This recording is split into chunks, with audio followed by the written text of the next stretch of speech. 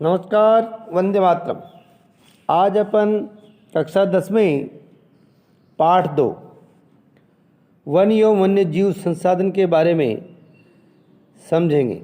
भारत में वनस्पति जात और प्राणी जात, यदि आप आसपास नज़र दौड़ाते हैं तो आप पाएंगे कि कुछ ऐसे प्राणी और पौधे हैं जो आपके क्षेत्र में ही पाए जाते हैं।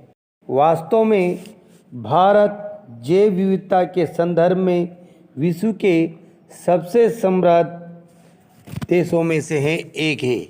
यहाँ विश्व की सारी जैव विविधताएँ उपजातियाँ की 8% संख्या लगभग 16 लाख पाई जाती है। यह अभी खोजी जाने वाली उपजातियों में 2 या 3 गुना है। आप पहले ही भारत में पाए जाने वाले वनों एवं वन्य जीव संसाधनों के क्षेत्रफल और किस्मों के बारे में पढ़ चुके हैं। आपने सोचा होगा कि संसाधनों का आपके दैनिक जीवन में क्या महत्व है। ये विविध वनस्पति जात और प्राणी जात हमारे हर रोज़ के जीवन में इतने घुसे हुए हैं कि हम इनकी कद्र नहीं करते, परंतु पर्यावरण के प्रति हमारी असभ्यता के कारण पिछले कुछ समय से इन संसाधनों पर भारी दबाव पड़ा है। कुछ अनुमान यह कहते हैं कि भारत में 10% वन्य वनस्पति जात और 20% स्तनधारियों को लुप्त होने का खतरा है। इनमें से कई उपजातियां तो नाजुक अवस्था में है और कुछ होने के कगार पर है। इनमें चीता, गुलाबी सिर वाली बतख, पहाड़ी कोयल और जंगली चित्तीदार उल्लू और मधुका इंसिगनिस महुआ की जंगली किस्म और हुबरडिया हेप्टारोन जैसे पौधे शामिल हैं। वास्तव में कोई भी नहीं बता सकता कि अब तक कितनी प्रजातियां लुप्त हो चुकी है। आज हमारा ध्यान अधिक बड़े और दिखाई देने वाले प्राणियों और पौधों के लुप्त होने पर अधिक केंद्रित है, परंतु छोटे प्राणी जैसे कीट और पौधे भी महत्वपूर्ण हैं। आओ हम विभिन्न प्रकार के पौधे और प्राणियों की जातियों के बारे में पता लगाएं। अंतर्राष्ट्रीय प्राकृतिक संरक्षण और प्राकृतिक संसाधन संरक्षण संघ IUCN के अनुसार इनको निम्न श्रेणियों में विभाजित किया जा सकता है। सामान्य से जातियाँ,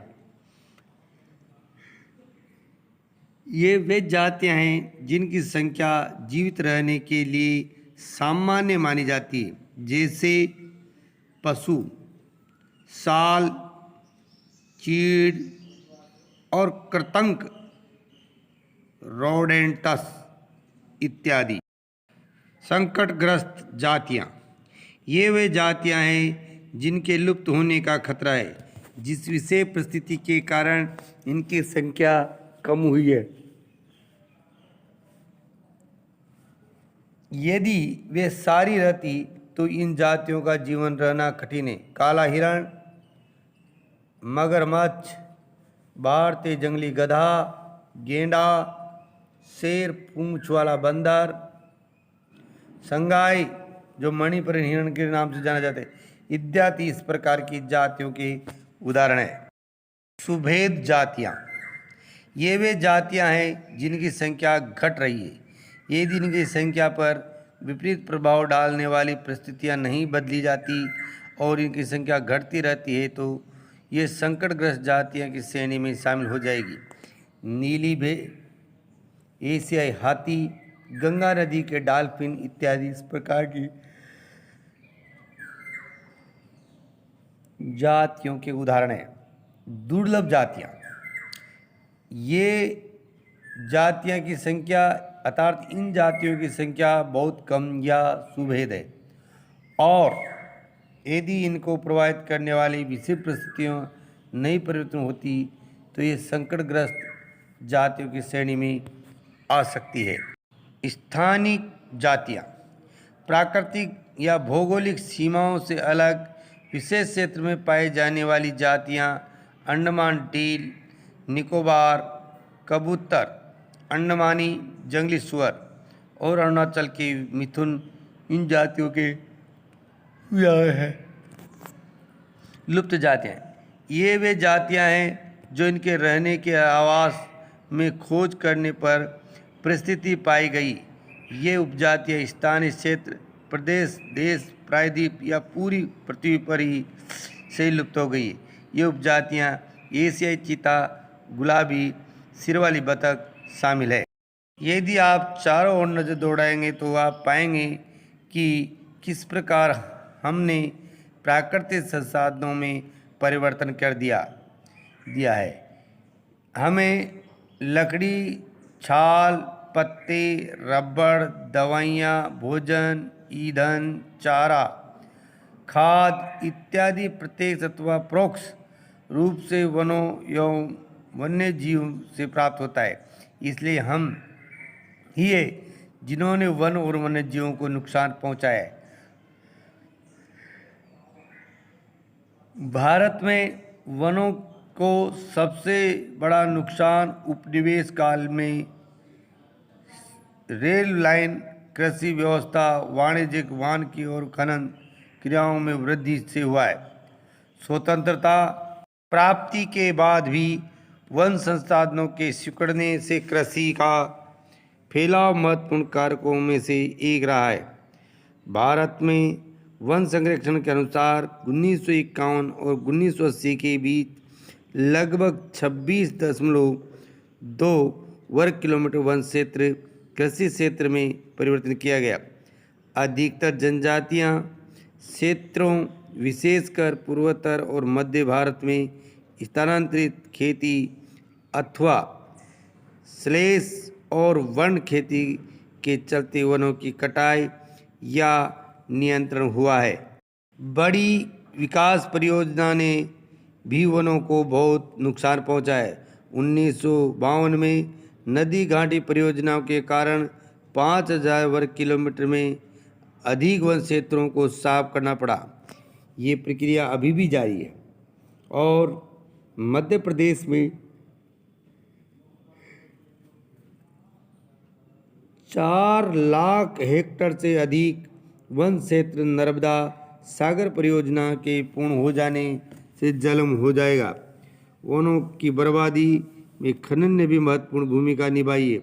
पश्चिम बंगाल के बक्सा टाइगर रिजर्व डोलोमाइट के खनन के कारण गंभीर खतरों में है। इससे कई प्रजातियों के प्राकृतिक आवासों को नुकसान पहुंचा है और कई जातियां जिसमें भारतीय हाथी भी शामिल है के आवागमन मार्ग को बाधित किया है। बहुत से वन अधिकारी और पर्यावरणविद ये मानते हैं कि वन संसाधनों की बर्बादी में पशु चारण और ईंधन के लिए लकड़ी कटाई मुख्य भूमिका निभाती है।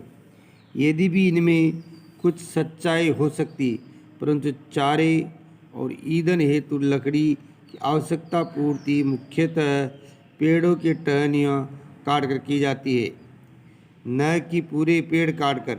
वन पारिस्थितिकी तंत्र जैसे मूल्यवान वन पदार्थों, खनिजों, वन्य संसाधनों का संचय कोष है जो तेजी से विकसित होती प्रौद्योगिकी शहरी अर्थव्यवस्था की मांग की पूर्ति के लिए महत्वपूर्ण है।